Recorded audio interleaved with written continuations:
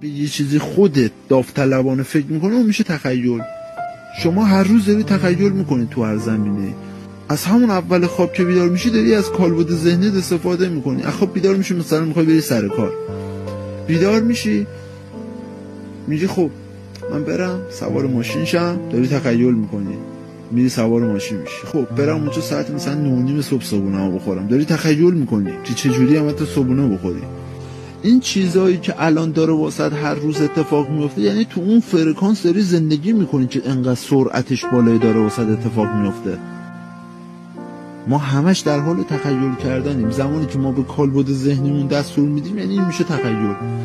یعنی هر چیزی که تخیل میکنی بهش نمیرسی یعنی تو فرکانسش نیستی. الان تو داری پیغام میفرستی من اینو میخوام، خب این پارازیت داره میندازه. این چیزی که تو میخوای تو این فرکانسی که الان توش داری زندگی میکنی نیست، بالاتره. این دوستمون اینجا گفت من نمیدونم چرا درآمدم کم شده یه مدته، هر کاری هم میکنم درآمدم کم شده. خب قبلش تو چی میخواستی؟ تو دنبال تخیل میکردی؟ دنبال چی بودی؟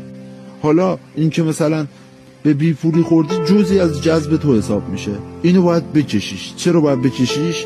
چون این اتفاق که واسط میفته باعث میشه جواب خیلی سوالات تو همین اتفاقه.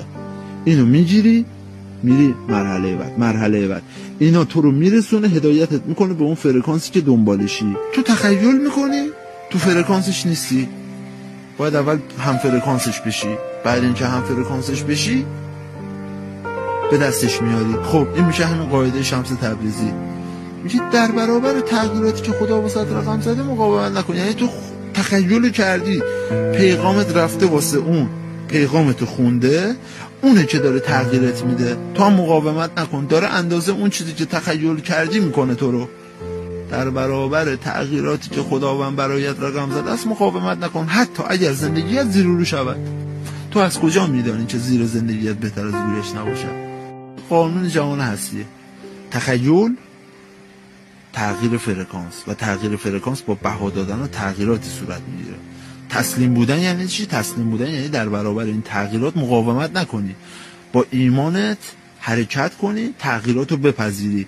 وقتی با قلبت میپذیری این یعنی تسلیم بودن، یعنی با قلبت مطمئن اینا به نفع تو، این میشه ایمان، تسلیم بودن.